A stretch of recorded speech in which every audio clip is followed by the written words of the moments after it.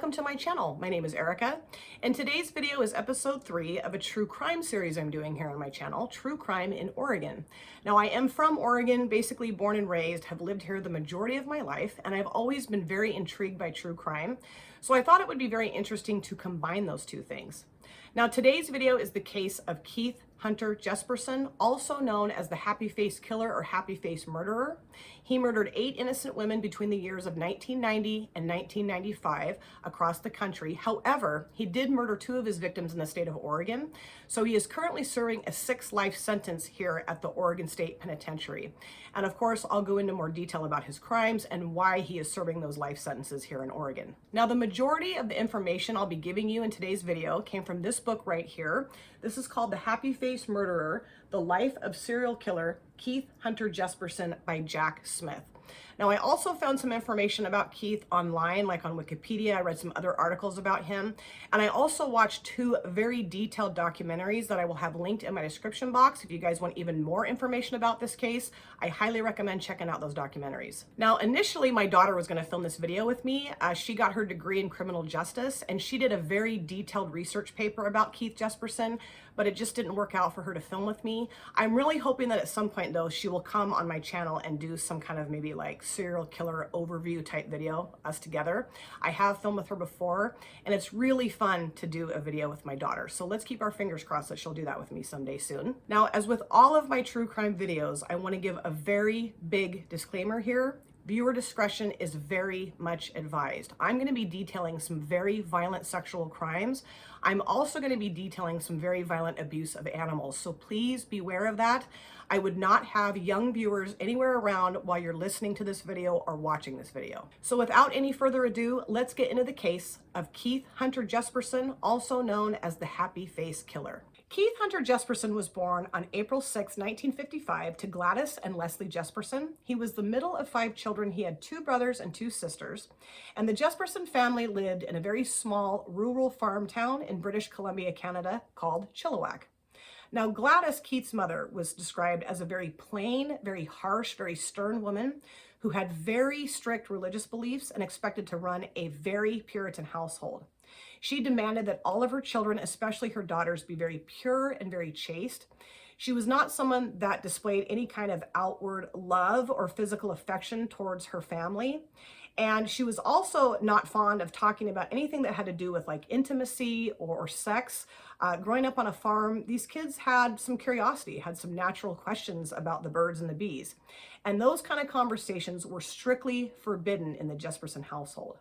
Now, Keith's father, Leslie, was very mean, very abusive, and he was also a raging alcoholic. And he came from a long line of very mean, very abusive men. His father, Arthur, which was Keith's grandfather, was the patriarch of the family and was known for being equally, if not more so, mean and abusive as Keith's father, Leslie, was. Now, mental illness also ran pretty strongly on Keith's father's side of the family. One example of that is Keith's great uncle, Arthur's brother. He spent quite a lot of his life inside of a Canadian insane asylum and eventually committed suicide by hammering a 3-inch nail through his skull into his brain. Now, Keith's grandfather, Arthur, was a blacksmith coming from a long line of blacksmith. And so he was a very hard worker, and he demanded that from his son, Leslie. Leslie, in turn, demanded that from Keith and his brothers. So Keith and his brothers were working in his father and grandfather's blacksmith shop when they were very young. Now, Keith's father, Leslie, actually dropped out of high school when he was in the 10th grade to focus on learning the trade of becoming a blacksmith. So the Jesperson men lived under the philosophy of working very hard and being very emotionless. Now, Keith's father, Leslie, would go into these alcoholic rages frequently and beat Keith and his siblings with a belt. Keith, for whatever reason, was the primary target of Leslie's alcoholic rages. He didn't matter what Keith did, got one toe out of line. Leslie would just take out all of his frustration and anger onto Keith. So Keith grew up in a very loveless, very abusive household throughout his entire childhood. Keith was described as a very quiet, very shy child that would frequently be found playing by himself. Keith was a lot taller than most of his classmates and was also taller than his older brothers, and so he was frequently teased about his height. So Keith did his best to just stay by himself. And a lot of the reason why he spent a lot of time by himself was because he was trying to avoid his father's alcoholic rages and those severe belt beatings. And not only was Leslie very abusive towards Keith and his siblings, he was also very abusive towards animals, and he encouraged Keith and his brothers to be just as abusive towards animals as well. There were a lot of different animals around the farm where they lived. There were gophers, there were cats, birds, all kinds of different animals. And at a very early age, Keith's father would take Keith out gopher hunting. And it was not uncommon for Keith to come home, like in grade school, just soaked head to toe in gopher blood. There were also a lot of stray cats that lived in their barn and also kind of around the perimeter of the Jesperson property. And of course, they would have a lot of kittens. And so Keith's father would take these kittens and put them into burlap sacks and toss them in a stream nearby, drowning them. He would take shovels and bash garter snakes in half.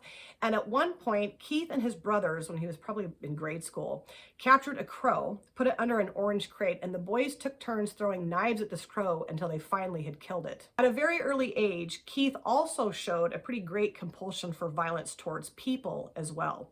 And because, like I said, he was so horribly teased, friends were very few and far between for him. But there were two boys that he ended up being friends with during his early adolescence, and they were both big troublemakers. One in particular, this boy would always want Keith to go along with his mischief makings, doing, stupid, mischievous boy things. And Keith would always get blamed for it. Keith's father would beat him unmercifully when Keith would get caught doing some mischievous thing with this other boy. And finally, Keith had had enough, and he went over to this boy's house, beat him severely, got him down on the ground, and was strangling him with his bare hands, had full intentions of killing this boy. Luckily, Keith's father showed up and was able to pull Keith off, and of course took him home and beat him severely for doing that. There was also another incident where Keith had a friend. They were swimming at a nearby lake, and this boy was trying to hold Keith under the water for too long, and Keith just saw red, totally lost his temper, grabbed the boy and did the same thing to him, holding him under the water with full intentions of killing him. But luckily, a lifeguard was able to come over and break them up and pull this kid away from Keith. But he was showing very violent tendencies at a very early age. Now, he was also exposed to sex at a very early age too, because there was animals on the farm that he would see engage in sexual activity. And because he was never able to go to his parents, especially his mother, and ask questions about what he was seeing, he developed kind of his own way of looking at sex. And it was pretty incorrect. It was also very violent. So he had very violent sexual fantasies from a very early age. Also, at one point, he and a few of his friends were playing at one of the kids' farms, and there was a farm worker there that encouraged all of the children to take off all of their clothing and fondle each other. Keith totally freaked out and ran home because he knew if his mother ever found out about that, he would be in deep trouble, and of course, his father would beat him. He found out later that one of his friends was actually sodomized by that farm worker, and Keith's father and grandfather also said a lot of very disparaging remarks about women. Arthur was known to say that women were no good for anything other than procreating and raising children and keeping the house together. And Leslie, Keith's father, would say the same types of things. So Keith and his brothers, but primarily Keith, I would say, really developed a very negative view of women very early on in his life. And because he had those negative views of sex and now was having these negative views of women, that got very entwined in his sexual fantasies and thoughts and became very violent as time came on, as he grew into his adulthood. Unfortunately, Keith's treatment of animals got even worse as he grew older. When he was in middle school into high school, he would do horrible things to animals. He would take kitties and puppies and nail them onto boards. He actually took two cats at one point and crimped their tails together and hung them over like a tightrope type thing and allowed them to claw each other to death. He would attach fireworks to sparrows. He would feed Alka-Seltzer to seagulls and watch them explode. And he would take his BB gun, or later on his .22 rifle, and go out into the woods at his leisure and shoot animals as often as he possibly could. And he would frequently take cats or dogs and shoot them with his BB gun, just riddle them with bullets until they finally passed away from their injuries. Now, when Keith began high school, his parents had moved to a middle-class neighborhood in Selah, Washington. His father had gotten a job there. And Keith was so angry with his parents for moving him. He really felt like his family belonged in Chilliwack. That's where his whole family heritage was founded. And so he started high school a very sullen, very angry young man. And even though they had moved to a different town with different friends, he was still horribly teased. He was still very, very tall, taller than most of his classmates, and he had a very gangly appearance to him. So kids started calling him Hulk or Sloth or Fatty or Igor. So again, friends were very few and far between. He really just kept to himself. And one of the best days of his life was getting his driver's license, because then he could just be independent. He would take his BB gun or his rifle and drive out into the woods and just shoot animals until his heart's content. He did attempt to play football in high school, but because of his height and his size, he would frequently injure members of the opposing teams and often be ejected from the games. He also did join the wrestling team, but at one point during a practice, they were doing a rope climbing test and he fell and horribly broke his foot and ankle, which pretty much disfigured him for life. He had 3 subsequent surgeries on that foot and ankle, but he developed a very severe limp. So of course that limp encouraged kids to tease him even more. Now at this point was when he started to become interested in members of the opposite sex, but they were a complete mystery to him. He just didn't have any confidence within himself to go up and talk to girls. He would try, but it usually went nowhere. They kind of kept him at arm's length. They kind of thought he was a weirdo. And also he was raised by 2 men, his father and his grandfather, that would frequently say extremely disparaging remarks about women. And of course, because he didn't really have any social connections, wasn't really able to date like most kids or most boys around him were, that contributed even more to his anger and his sullenness. After high school, Keith was not really any kind of college material. He had horrible grades and just barely survived high school by the skin of his teeth. So he started pumping gas. And at age 19, he happened to meet 17-year-old Rose Pernick at a local fast food restaurant. And they started flirting, they started talking, they started dating, and eventually they became engaged. Now, Rose's main motivation for wanting to be with Keith was that she was being raised by a very domineering, very controlling father, and she really wanted to get out of her household. And of course, Rose was attracted to Keith because he really wanted to have sex. So on August 2nd, 1975, the 2 were married, and they did move into the Silver Springs mobile home park that actually his father ended up purchasing. Keith did sue the school district for the injury that he had to his foot and his ankle and won about $33,000. So they bought the Silver Springs mobile home park. And at first, everything was okay in their marriage, but living in the Silver Springs mobile home park, Keith started being accused of being a peeping Tom. He was looking through windows at young women changing clothes. He also was rumored to have committed statutory rape with one of the younger female residents there, and nothing really ever came of that. So Rose started to see him for who he really was, that he had a lot of anger and a lot of sexual issues. Keith, of course, was dealing with a lot of very violent, very dark sexual fantasies that he had been thinking about for quite a while in his life that were just starting at this point to really take form in his mind and sort of starting to get out of control. We weren't quite there yet, but we're getting there. And eventually, Keith and his father had a lot of money problems. They just weren't really able to maintain the park and do with their money what was best to keep it going. So they ended up having to forfeit ownership of the Silver Springs mobile home park. And at this point, Keith was not really sure what he was going to do with his future, but he ended up getting a job as a long-haul truck driver. He took a job with a local trucking company. And even though Rose and Keith's marriage wasn't wonderful, she did end up giving birth to their first child in 1979, a daughter named Melissa.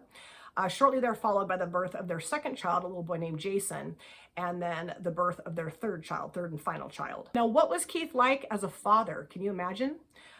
There is a documentary that I'm going to link in my description box. His daughter Melissa has actually given several interviews talking about her remembrances and her experiences as being Keith Jesperson's daughter when she was growing up. And although he really wasn't abusive to his children, even though his father encouraged him to beat the children the way that he had beaten Keith and his siblings, Keith absolutely refused to do that. But he would do very strange things with animals in front of the kids. He would torture them, be very mean to them. And Melissa has very strong memories of him doing that and was very afraid of her father. Even though she knew that he loved her, thank God that they had their mother, because she was a very loving, very caring parent. But I will say that the good thing about his job, being a long-haul truck driver, is that he was frequently gone away from the house. And as he was going on these different truck driving trips, he started to have some pretty strong sexual urges. And he had said that Rose could just never really keep up with his sexual urges. So after some time, he did start having affairs and had several mistresses. At first, it was just kind of random women that he would meet at truck stops. He really did not want to have any kind of sexual relationships with sex workers. He really did not like women that behaved that way. He also didn't like the fact that a lot of them had drug problems, so he kind of steered clear of sex workers. But after time went on and he couldn't really control his sexual urges, he did end up frequently sleeping with sex workers. Part of his issue with sex workers is that he didn't want to have to pay for sex because he was very stingy with his money. And towards the late 80s, he started a very serious relationship with a woman named Peggy. She was a waitress at a truck stop, and they just fell head over heels in lust with each other. He was known to frequently tell his friends and other people in his life that she was the only woman that he'd ever met that could keep up with his sexual urges. And so she quit her job as a waitress and joined him on his trucking expeditions. And eventually she did get trained to become a truck driver, but that didn't go over very well. She wasn't a very good driver. She made a lot of mistakes. And so she and Keith started fighting constantly. Very, very tumultuous relationship at best. And Rose found out about all of his extramarital affairs. And in 1990, she decided, that's it, I'm divorcing him. She took the kids and moved very far away and had very infrequent contact with Keith. And he really didn't see his kids a whole lot anymore either. Eventually, the fighting between Keith and Peggy got so out of control that they broke up. He says that she was very demanding and very naggy. He also said that she had multiple affairs with other truck drivers. And at one point while he was on the road, she basically called him up and said, I'm sleeping with someone else, we're done. And he was thrilled about that, he says, because he just couldn't stand having her around him anymore. So at this point, late 89, early 1990 was when he was now all alone on his trucking trips. And this was when the sexual fantasies that he had had for quite some time took a very, very violent and dark turn. And this was when he started to put his plans in place, ultimately becoming a serial rapist and a serial killer. On January 21st, 1990, after a very awful fight on the phone with Peggy, he decided to go out and have some fun. He was actually staying at this time at a rental house that he and Peggy shared in Portland, Oregon. And he just wanted to go blow off some steam. So he got his stuff together and drove down to the B&I Tavern and went in and had some drinks, had some beers, and played some pool. And this was when he noticed for the first time 23-year-old Tanya Bennett. Tanya Bennett was there drinking and playing pool with some of her friends. Now, Tanya was known as an absolute sweetheart with a heart of gold. Now, her friends and family did say that she suffered from some learning disabilities and had a very low IQ. So her intelligence level was that of someone that was probably in grade school. So she was kind of naive and kind of just would go along with whatever activity was going on around her. So of course, Keith felt that she was very attractive and started to have these very dark, violent urges towards Tanya. So he started to kind of put a plan in place of what he was going to do with her. So he approached her, started chatting with her. They did have some beers, they played some pool. And he did leave at one point to go home and really put his plan in place. His ultimate goal was to kidnap her, bring her back to his house, rape her, and kill her. So he did go back down to the B&I Tavern a little while later. And as he was pulling into the parking lot, Tanya was walking out of the tavern. And there was really nobody in the parking lot to see her get into the car with him, which she did. He invited her to go with him to get something to eat and then go somewhere else and drink some more and play some more pool. And she agreed to do that. As they were sitting there chatting, he said, oh, I don't have any money. We're going to have to go back to my house and get my money. So when they got to his house, they went inside, went into his bedroom, and he goes and shuts and locks the door, turns around and looks her right in the eye.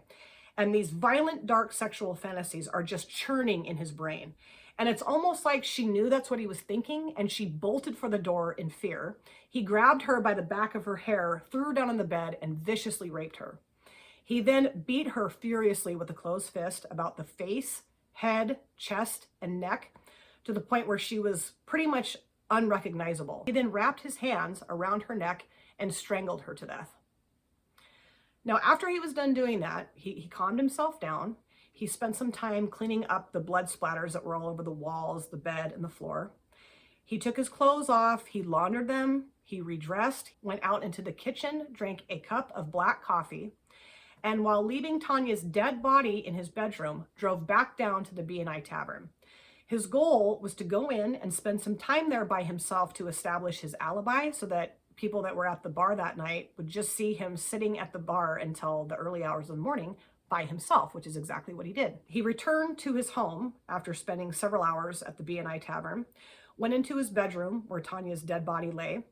He then took a nylon cord and wrapped it around her neck and strangled her again because he was just really paranoid that she wasn't dead. He then cut the metal button off of her jeans because he was paranoid that his fingerprints might be on that. He then drug her out to his car by the rope, loaded her in, and he drove out the old highway next to the Columbia River Gorge and disposed of her body there. It kind of rolled down into a shallow ravine. He then disposed of her Walkman, her purse, and some other of her personal effects along the more trafficked roadside, and then went back home and went to bed and went on with his life just like normal. Now, a few days later, a biker happened to be riding down the old highway and came across Tanya Bennett's body in the ravine, called the police, and of course they began investigating, and she was pretty instantly identified as Tanya Bennett. Now, the very odd and interesting part of this whole discovery of Tanya Bennett's body was that a woman by the name of Laverne Pavlinac called the police and confessed to luring Tanya Bennett out of this bar on the 21st of January, and that she assisted her boyfriend, John Sosnowski, in murdering Tanya Bennett. Now, Laverne and John were frequent patrons at this tavern and knew Tanya Bennett pretty well. They had spent quite a bit of time with her, playing pool and drinking with her. Now, Laverne and John ended up getting arrested for the murder of Tanya Bennett.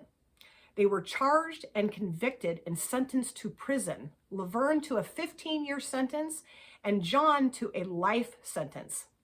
Now, I will go into more detail about that later on in the video, but I just wanted to leave you guys with that, and you guys need to remember this part of the story here because it's going to get even more interesting when I give you more information about it. As time went on, Keith did discover that 2 people had been arrested and convicted and put in prison for the murder of Tanya Bennett. And although he didn't really want people to know that he'd done it, he still wanted the notoriety and the attention for doing it. Whether they knew his name or not, he still wanted to put out in the world that he had done this to Tanya Bennett. So he drove hundreds of miles away from the murder site and was in Livingston, Montana, and went into a truck stop bathroom and wrote on the wall that he had killed Tanya Bennett. And he signed it with a happy face. He didn't sign his name, but he signed it with a happy face.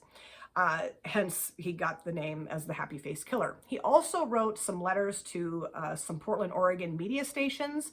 I think he did send a letter or 2 to the police station there. He also sent a 6-page letter to the Oregonian, which is the most widely distributed newspaper in the state of Oregon. And a journalist by the name of Phil Stanford dealt with that letter, like investigated that letter. And I think they actually ended up publishing the letter in the Oregonian. And that's who officially dubbed him the Happy Face Killer, because all of those letters were signed with a happy face. In August of 1992 was when Keith committed his second murder. He was in Blythe, California on a trucking job, and he picked up a hitchhiker that he said was named Claudia. He spent a short time on the road with her, ultimately raping her several times and then strangling her to death. He dumped her lifeless body into a canyon off of Highway 95, covering her with tumbleweed, where she was eventually found on August 30th. Now, she still remains an unidentified Jane Doe. About a month after that, the body of sex worker Cynthia Lynn Rose was discovered in Turlock, California. Now, Keith claims that he was parked at a truck stop, and in the middle of the night, Cynthia opened his truck door and just climbed into his truck, begging him to have sex with her. Now, Keith says that this just infuriated him because he really felt like this was some kind of sting operation that was going on a lot at the truck stops that he would park at. Police would have women posing as sex workers try to entrap men into, exchanging money for sex. So he reared up out of bed, grabbed her around the neck with his hands, threw her down onto the bed with him, and strangled her to death. He then bound and gagged her, drove her a little ways away from the truck stop to a parking lot where he disposed of her body by covering her with garbage and weeds, where she was later found. In November 1992, the body of his 4th victim, a well-known sex worker named Lori Ann Petlin, was found in Salem, Oregon. Now, he knew her pretty well. He'd had sex with her a few other times when he was on truck driving trips through Salem, Oregon. But on this particular night, when they met up to have sex after they were finished, she demanded an extra $40. And he was just furious that she would have the gall to demand more money from him. So he strangled her to death. But this time he would play this game with her where he would strangle her until she would black out, and then he would let her come to, strangle her again, let her come to. And this went on maybe 4 or 5 times and until she finally passed away. In June of 1993 was when he killed his 5th victim, a transient woman that he said was named either Cindy or Carla. He met her at a truck stop in Santanella, California. It was pouring rain outside. She was soaking wet and starving. So he did pay for her meal and then offered to take her to her destination, which was at her sister's house in Sacramento. When they got into his truck, he stated that he turned the heat up as high as he could stand it to make it hotter in the truck so that she would start taking her clothes off. And that all of a sudden, she just attacked him sexually and that they had sex for hours. And that after they were done, for whatever reason, he just snapped and started strangling her. Strangled her, let her come to, strangled her, let her come to, this weird strangling game that he would play with his victims until she also passed away. He then disposed of her body in a nearby parking lot, of course, covering it with whatever was around him, garbage and other vegetation. And this woman was listed as an unidentified Jane Doe until last year, 2022. Thanks to the DNA of her nephew, she was finally identified as 45-year-old Patricia Skyple, which gave her family finally the closure that they were so desperate to have. In September of 1994 was when he murdered his 6th victim, a woman that he referred to as Suzanne, that he happened to just bump into on one of his deliveries in Florida. And she asked him if she could have a ride to the next town that he was going to, and he agreed. They did stop overnight at a truck stop, and he says that initially he had no intention of even touching her. They just went to sleep. But he woke up in the middle of the night with sudden uncontrollable rage, raped her viciously, and then strangled her to death. He did tie a nylon cord around her neck, similar as what he did to Tanya Bennett, and then disposed of her body along the roadside. Her body was later found, and she's still listed as an unidentified Jane Doe. In January of 1995, Keith picked up a 21-year-old transient woman named Angela, and I'm not exactly sure how to pronounce her last name. It's spelled Subrize, and agreed to give her a ride to Fort Collins, Colorado. Her goal was to go and see her father. Now, along their journey, she did stop to call her father to let him know that she was on her way. And they'd had a pretty estranged relationship. And the father told her that under no circumstances was she to come to his house. So she asked Keith to instead give her a ride to her friend's house in Indiana, which he agreed. They made it as far as a truck stop in Cheyenne, Wyoming, where they pulled in to sleep for the night. Now, Keith says that she would not stop screaming at him, that she would not let him sleep, that she really wanted him to wake up and continue the drive to Indiana, but the weather was really bad and she didn't care. She just wanted to get to her friend's house. And Keith snapped, viciously raped her, and strangled her to death. He then took her body and tied her to the underpart of his truck and drove about 10 to 12 miles, dragging her lifeless body until she started to become loose. He then removed her from underneath of his truck and then disposed of her body along the freeway. In March of 1995, Keith committed his 8th and thought to be final murder by killing 41-year-old Julie Winningham. Now, he had dated Julie in the early 90s. They'd met in Oregon and had a relationship for about, on and off again, for about a year. Now, he was really smitten with Julie, and she was really smitten with him too. His friends talked about how wonderful they were together. He bought her jewelry, like really wooed her. But Julie did have a drug problem that Keith could never accept. He would say that drugs were way more important to her than he ever was, and their fighting just became totally out of control. So they did break things off. But in March of 95, they somehow reconnected on one of his trucking trips in Washington. They spent the day together, super happy to have reunited. I mean, she was calling her friends and telling them that, oh my gosh, Keith and I are back together. Making plans for the future.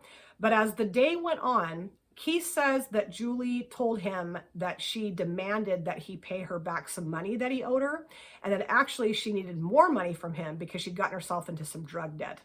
And they were parked at a truck stop in Clark County, Washington, and got into this huge fight, just screaming and yelling at each other. And he says that Julie kind of like started cowering on the bed, kind of curled herself up into a little ball, and it triggered all these memories he had of all these other women that he'd killed in his truck. So he did viciously rape her and strangled her, doing that thing where he would strangle her, have her go unconscious, then let her kind of revive herself. And then he kept doing that over and over again until he finally killed her. He then bound her wrists behind her body with duct tape, also binding her ankles. And he was pretty freaked out and pretty convinced that people had heard their horrible fight in the truck stop parking lot. So he took off immediately, dumping her body along the roadside in Washington and taking off to his next destination. Now, about a week later, Julie's body was found, and the police, of course, started investigating her death. And Keith Jesperson's name kept popping up because, of course, she had contacted her friends and let them know that they had reunited. And Keith was pretty sure that that was what was going to happen. So in a paranoid frenzy, he drove to New Mexico to just kind of lay low and stay off the radar until his next trucking assignment. And as he was pulling into the parking lot of the truck stop in New Mexico and getting out of his truck, two gentlemen stepped out of the shadows, and they were both police detectives investigating the murder, the death of Julie Whittingham. They asked Keith to come with them. He said he would. He went down to the police station. Once he arrived there to go and be interrogated, there were two other police detectives there from Clark County, Washington, investigating Julie's death. Now, when Keith met with these guys, he played it real cool, just acted like Julie was a total loser, that she was lying to her friends, that it really wasn't that serious between the two of them, that she was a major drug addict, and that he had absolutely nothing to do with her disappearance or her death, nothing. And the police really did not have anything, any kind of proof to really tie him to Julie's murder, so they had no choice but to let him go. However, they did fingerprint him, they photographed him, they took blood and hair samples. They also went back to the truck stop and took 2 tarps off of his truck and his logbook. And that really freaked Keith out because he knew that the logbook was going to tie him not only to Julie's murder, but possibly to these other 7 murders that he had committed. So after the police left him, he drove down to a local drugstore in New Mexico and purchased as much over-the-counter pain medicine as he could possibly purchase, went back to his truck and swallowed dozens of pills attempting to kill himself. He actually tried to do that twice, but it was not successful. He then really started to wrap his head around what was most likely going to happen to him. So he wrote a very lengthy confession letter to his brother and sent that off. And then he waited, I believe, a few days and then contacted the police detective that had interrogated him from Clark County, Washington, and confessed to the murder of Julie Whittingham. And he was arrested on March 30th, 1995, and he was then extradited from New Mexico back to Washington to face the criminal charges for his confession of murdering Julie Whittingham. Now, once he got to Washington, the reality of what he had done by confessing to her murder really started to sink in. And he started to think about the confession letter that he wrote to his brother. So he called his brother, and said, please do not do anything with that letter. Just dispose of it. Don't show it to anybody. But it was too late. Leslie, Keith's father, had been aware that the brother had received this confession letter. So they'd already turned that in to the police. They were so paranoid that they would be considered like maybe accessories to these crimes that they just turned it over to the police. So that was already over and done with. So Keith really started to understand that the gig was up, that he needed to just confess to all of the murders because he'd already done that in a letter to his brother. So he started talking to the detectives in Washington about all of his other crimes, but primarily focusing on the murder of Tanya Bennett in Oregon. Now, I know I already talked about the fact that there were 2 other people serving prison sentences for her murder, Laverne Pavlinac and John Sosnowski. And when Keith first started to confess to that murder, I think it was like in a court hearing in Washington. The judge initially was like, there's no way, absolutely no way that you had anything to do with this. There's already been 2 people convicted, charged, in prison for that crime. We don't believe you. But Keith knew that Phil Stanford had received that 6-page letter that he'd sent to the Oregonian. So he reached out to Phil Stanford and said, I need your help here. I need you to help convince the court system here that I am the one that murdered Tanya Bennett. So I'm going to tell you where her purse is located, and I want you to go and find it. And that's going to prove that I killed her. So Phil Stanford did go and find the purse, and then things just took a whole different turn. Keith ended up being extradited to Oregon to face criminal charges for his murder of Tanya Bennett. And after some time had passed, Laverne and John were both released from prison. I think it was towards the end of 1995. Keith just totally bragged in the courtrooms, different court hearings that he was in, about these 8 murders. Went into great detail, very, very pompous, very arrogant, very cocky, just had this whole swagger about him, which was just awful to watch. Like I said, I will have a couple documentaries linked in my description box. If you guys are interested to watch those court proceedings, there's some clips of him talking about the murders in those documentaries. It's just unbelievably awful to watch. And ultimately, in October of 1995, Keith Jesperson was sentenced to 3 life sentences, which ended up expanding to 6 life sentences after more details came out. They were able to find more evidence, really tying him indisputably to the 8 murders that he confessed to committing. And ultimately, in October of 1995, Keith Jesperson was sentenced to 3 life sentences, which eventually expanded to 6 life sentences after more details and more indisputable proof was found tying him to all 8 of these murders.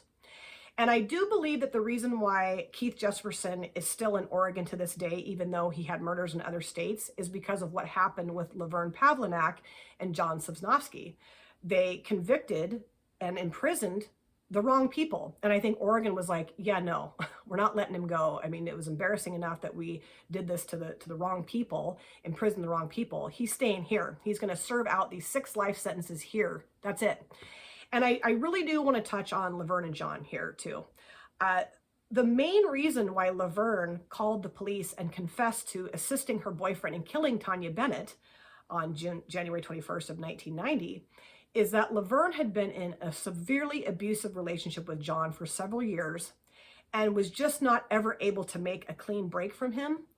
So in her mind, calling the police and confessing to a murder that she did not commit and that John did not commit was the only way that she could see out of this relationship. She was willing to sacrifice her life in prison, even, I mean, she got sentenced to 15 years, but she was willing to sacrifice any amount of time to just get away, get out of this horribly abusive relationship with this guy. And they were both released from prison towards the end of 1995. And as far as I know, Laverne Pavlinac has stayed completely away from John Sosnovsky. I don't think she even lives like anywhere close to him. She's just totally gone on with her life. And there is a documentary on Netflix called Catching Killers. And I do believe that the first episode is about Keith Jesperson, but more importantly, it's about Laverne Pavlinac and John Sosnovsky, like their story and their part in this whole situation. It's very intriguing. Like I'd never heard of that ever happening before. And my heart really goes out to Laverne Pavlinac. I mean, I cannot imagine being in a situation that's so horribly abusive that that's the only way you can think to get out of it is to confess to a crime that you didn't commit.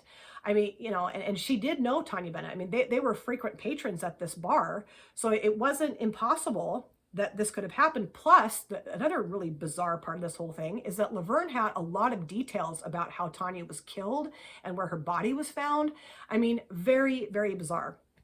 And I know I did mention earlier too that Keith Jesperson does have 3 children, and Melissa, his oldest daughter, she has done a lot of interviews about her relationship, or well, more so about her growing up with Keith Jesperson, like as a child, her relationship that she had with him when she was younger, and how bizarre he was and how unreal it is to wrap your mind around the fact that she is a serial killer's daughter.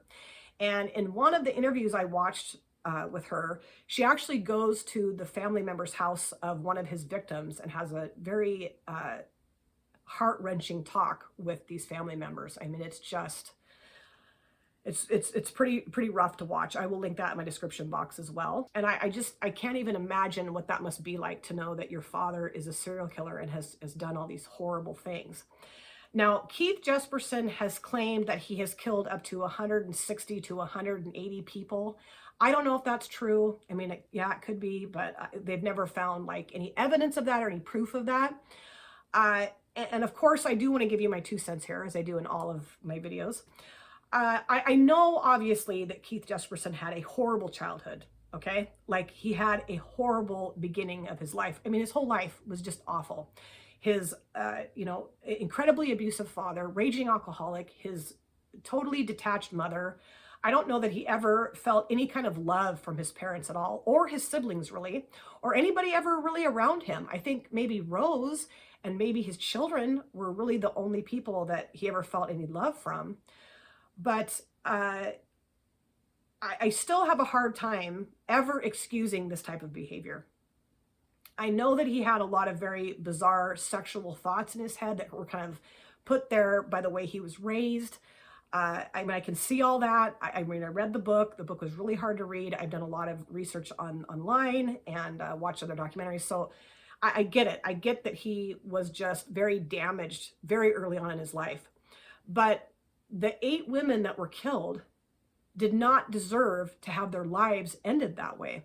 And the sad part of it too is that because a few of them were sex workers, their murders really weren't investigated that well. They really weren't, because sex workers, it's like people look at them like, well, you're choosing to live your life on the fringes and you're putting yourself in really dangerous situations, but they're not asking to be murdered and not asking to be so cruelly murdered and so cruelly discarded.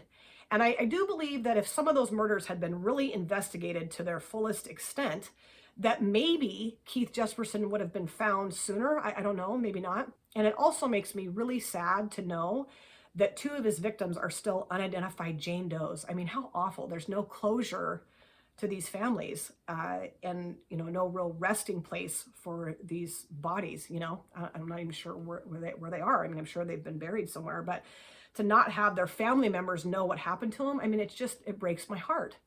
And so I personally am thrilled that Keith Jesperson is serving a 6-life sentence at the Oregon State Penitentiary. That's one of our maximum security prisons here. And I would say that there's a lot of pretty hardened criminals at the Oregon State Penitentiary. I don't really know anything about what goes on with him now that he's in prison.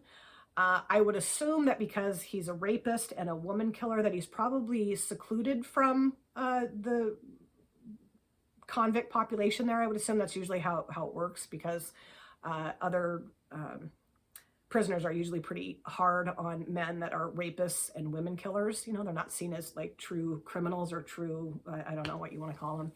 So I'm assuming that that's probably what's gone on with him. But I honestly, I don't really know much about him since he's been put into prison.